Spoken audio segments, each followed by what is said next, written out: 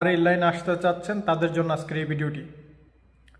আপনি যদি গাড়ি শখের জন্য নিতে চান সেক্ষেত্রে নো ডাউট বা কোনো প্রশ্ন নাই, এখানে গুড, আপনি গাড়ি নিয়ে নিতে পারেন। কারণ গাড়ি একটা সম্পদের মতো। আপনি গাড়ি 20,000 রিয়াল দা পুরাতন গাড়ি কিনলে এটা নয় 19,000 রিয়াল বা 18,000 রিয়াল সেল করে দিতে পারবেন, 1-2 হাজার টাকা কম বেশি হবে। অনেক সময় যে টাকা মূল্যে কিনছেন এই টাকায় বিক্রি করে দিতে পারবেন। সো শখের জন্য নিলে কোনো প্রশ্ন নাই, কিন্তু প্রশ্ন হচ্ছে ইনকামের উদ্দেশ্য। অনেকেই দেখা যাইতেছে ইনকামের উদ্দেশ্য ভালো জব চাইরা, অর্থাৎ একটা ভালো পজিশন চাইরা গাড়ির লাইনে শখের বশত আইসা পড়ে। তো তাদেরকে বলি এই শখটা পরবর্তীতে থাকবো না, এই শখটা পূরণ করতে গেলে গোয়া ফাইটটা যাব।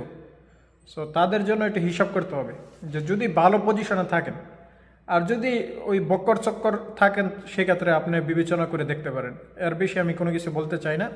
আরেকটা বিষয় হচ্ছে যারা গাড়ি কিনবেন, যে কেউ এটা এনি গাড়ি কিনতে পারেন, কিন্তু কিস্তিতে কিনলে আপনার কষ্ট অর্জিত টাকাগুলো লোকসান হবে। যখন আপনি গাড়িটা আবার সেল করে দিতে যাইবেন আপনার অনেক টাকা ক্ষতিগ্রস্ত হয়ে যাবেন। কিন্তু ক্যাশ টাকা নিলে গাড়িতে কোনো লস নাই, কোনো অসুবিধা নাই। 2-3 হাজার টাকা আমরা শখের বশত এমনি খরচ করে ফেলি। সো 2-3 হাজার টাকা এদিক সেদিক হবে, 5 মাস 6 মাস 1 বছর চালাই আপনি বিক্রি করে দিতে পারবেন। গাড়ি একটি সম্পদের মতো।